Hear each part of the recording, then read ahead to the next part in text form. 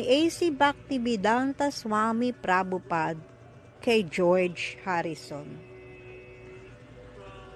Los Angeles, Pebrero 16, 1970. Mahal kong George, mangyaring tanggapin ang aking mga basbas.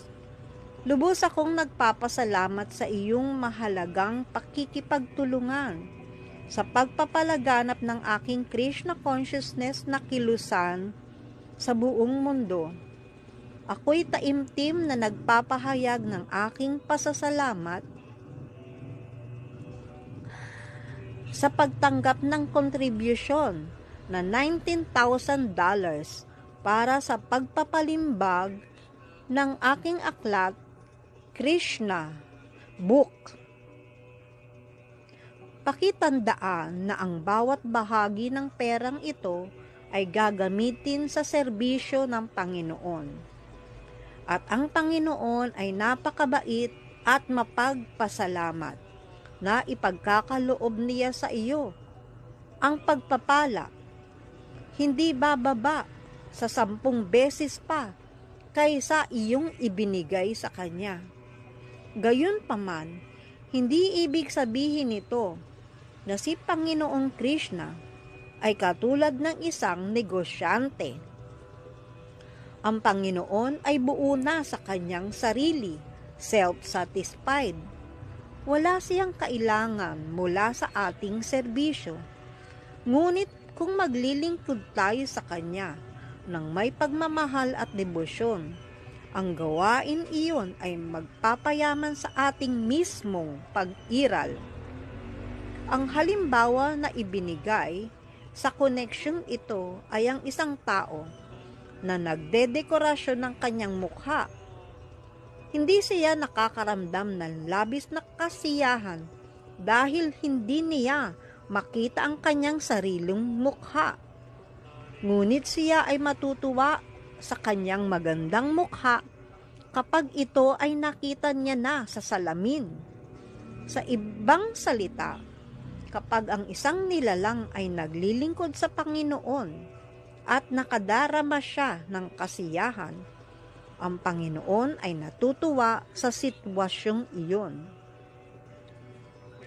Sa ilalim ng ilusyonaryong enerhiya, lalo na ng Kali Yuga, ang lahat ng tao sa mundo ay malungkot.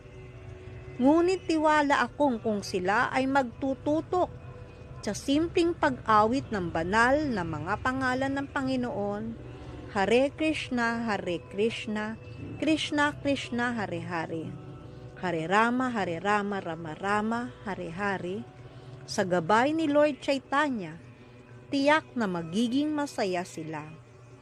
Alam ko na kayong dalawa ni John ay may mabubuting kaluluwa at parehong kayo ay nagtakda ng layunin upang gumawa ng isang bagay para sa kapayapaan ng mundo.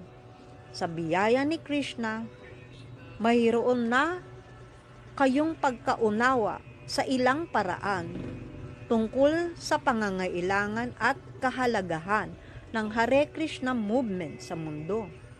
Gayun din, kung si John ay makararating din sa ganitong pagkakaunawa, magiging isang dakilang pangyayari iyon. Si John at ang kanyang asawa ay naging napakabait sa akin nang ako ay nananatili sa Titan Burst Park bilang kanilang bisita. Palagi ko silang ipinagdarasal kay Krishna upang maunawaan nila ang dakilang kilusang ito. Pakiparating ang mensaheng ito sa kanya sa aking pangalan. Nagkaroon ako ng magandang panaginip tungkol kay John na aking ibubunyag sa tamang panahon. Samantala, pakisabihan siya na makipagtulungan sa kilusang ito tulad ng iyong ginagawa at tiyak na magiging masaya siya. Pakiusap, subukan mong maunawaan ang pilosopiya ng Krishna consciousness sa isang maikling paliwanag. Ang bawat nilalang ay may natutulog na hilig na magmahal ng iba. Ang bawat tao ay nais magmahal ng iba na naaakit sa iba't ibang uri ng katangian. Mayroong mga nagmamahal sa iba, maaring dahil sa yaman, kapangyarihan, kasikatan, kagandahan, kaalaman, o renunciation. Ngunit ang hilig na ito ng pagmamahal ay sa katunayan ay nakalaan para sa pinakamayaman, pinakamakapangyarihan, pinakasikat, pinakamaganda, pinakamatalino at walang attachment na si Panginoon, si Krishna. Ang Supreme Personality of Godhead. Lahat ay naghahangad na mahalin ang Supreme Personality of Godhead, ngunit wala sa kanila ang tamang impormasyon.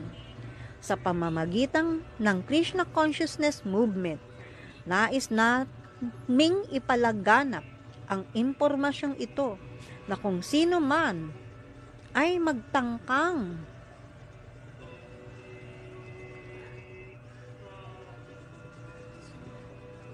ilaan ang kanyang hilig sa pagmamahal kay Krishna, agad niyang mararamdaman ang kasiyahan, katulad ng kasiyahan na nararamdaman ng isang tao kapag napuno na ang kanyang tiyan sa pagkain. Kung hindi, magiging bigo ang lahat.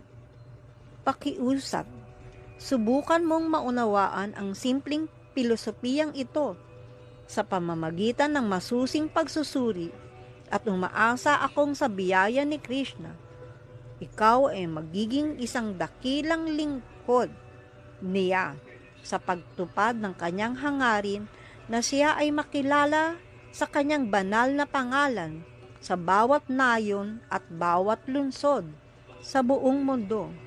At sa ganitong paraan, magiging masaya ang mga tao.